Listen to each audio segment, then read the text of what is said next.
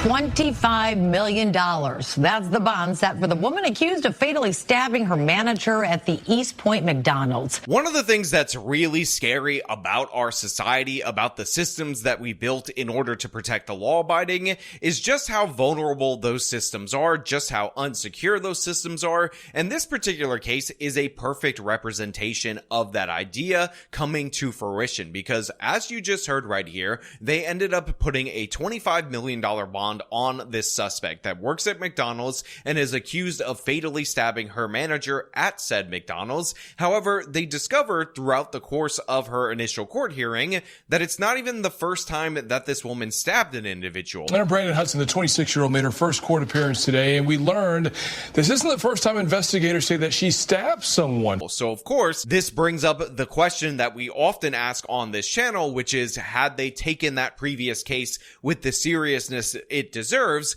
would this woman have been able to commit this crime and kill someone? And unfortunately, when I examine the facts of this case, it appears that that happens to be a possibility. Now, we're going to get into this. We're going to break this down. But before we do, I want to thank everybody who supports this channel via actualjusticewarrior.com/join. Give me the money. Give me the money. Okay. 26-year-old Afeni Muhammad in court Friday afternoon, charged with first-degree murder. East Point police say Muhammad fatally stabbed her manager, 39-year-old Jennifer Harris, inside the McDonald's where they both worked on 9 Mile Thursday morning. So look, I'm totally in favor of holding people pre-trial that present themselves as a consistent, ongoing threat to society, but in reality, the $25 million bond, in my opinion, is just a bit excessive. And the reason why is because you should, as a judge, have the option to hold somebody without bail. We know that this woman who works at McDonald's doesn't have $25 million.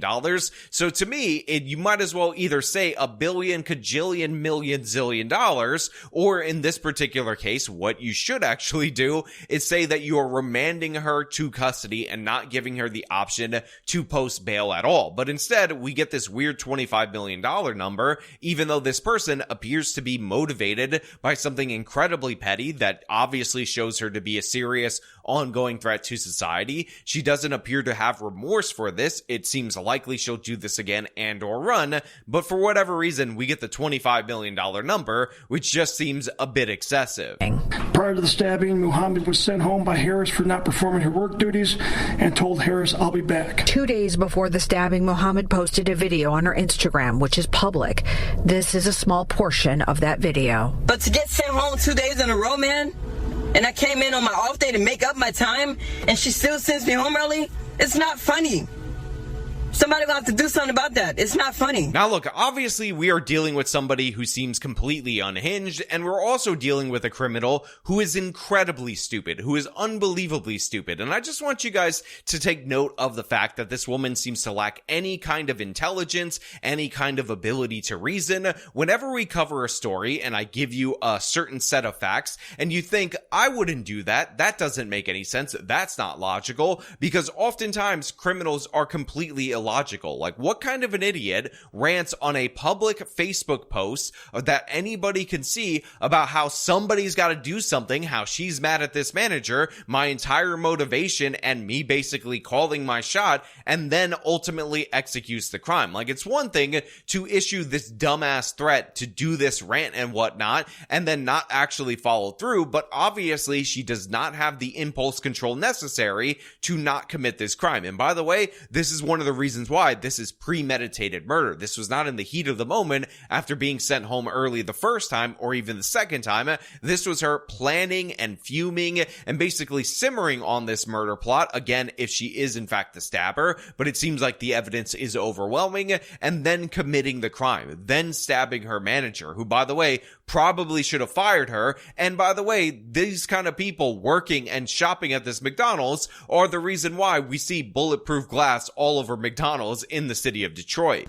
Investigators say the suspect stabbed Harris several times inside the drive-thru portion of the fast food restaurant. A customer, a CPL holder, was in his car and witnessed the crime. Authorities say he shot his gun in the air, attempting to stop the violence.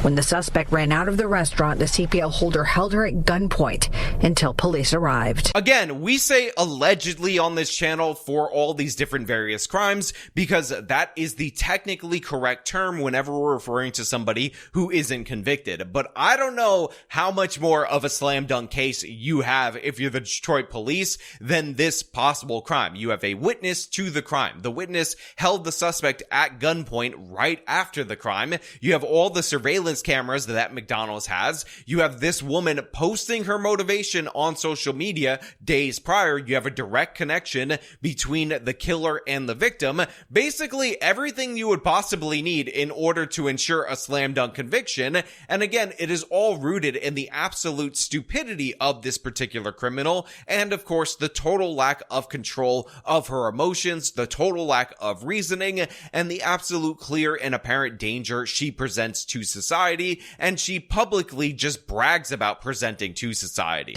Muhammad admitted that she intended to kill Harris and stated that after she was sent home, she drove to a nearby park, decided to come back and stab Harris with a knife that she had inside of her vehicle. Yeah, did I also forget to mention that she admitted to the crime? I mean, she was already caught dead to rights. She was already held at the scene immediately following the crime and then arrested by the police. She already had everything to set up her motivation, made it public. It's available on social media. But then, in addition to all of that, when interrogated by the police, she admitted to her motivation and committing the crime, and that she made a premeditated decision to go back to the McDonald's for the purpose of stabbing this woman, killing her, again, over the pettiest of stupid disputes. Harris, a single mother of 6 and a longtime McDonald's employee, was pronounced deceased at a nearby hospital. Now look, obviously this portion of the local news segment gets to me because we have a single mother in this particular case. She's working at McDonald's, worked her way up to manager. She shouldn't have to lose her connection with her kids. They shouldn't have to go without the one parent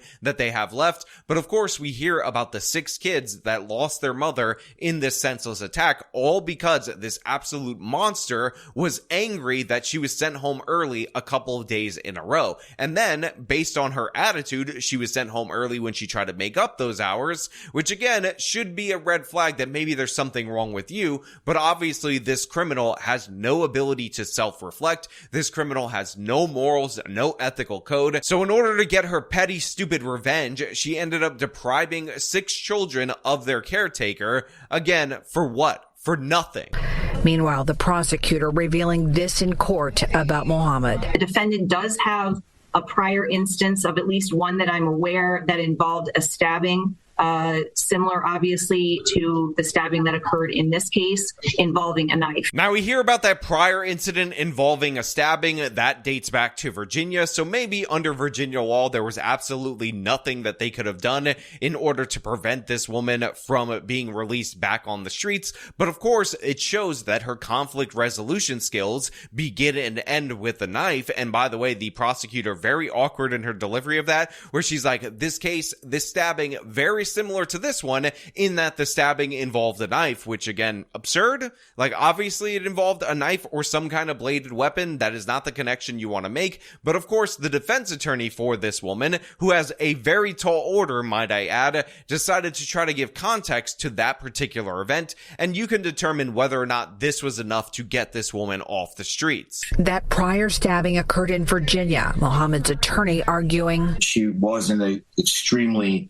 abusive relationship that was not only mental but physical, that involved alcohol issues, which is where the habitual second stems from, and her prior record. Now look, obviously I have no idea if that previous stabbing was in response to domestic violence, but of course the defense attorney is throwing anything and everything out in his client's defense, as he should. It is in fact his job, including an alcohol problem, a domestic abuse, anything and everything in order to mitigate this case. But the fact is, even if it was believed at the time that she pulled the knife on whatever that person was due to domestic violence, I think some recontextualization situation is something that we should consider based on the idea that she very likely, according to overwhelming evidence, just stabbed somebody over a petty dispute. And of course, this is a woman that would likely easily lie about that in the previous instance, trying to throw it on the other person, much in the same way that in her Instagram video, she blames this woman for everything and has no regard for her human life.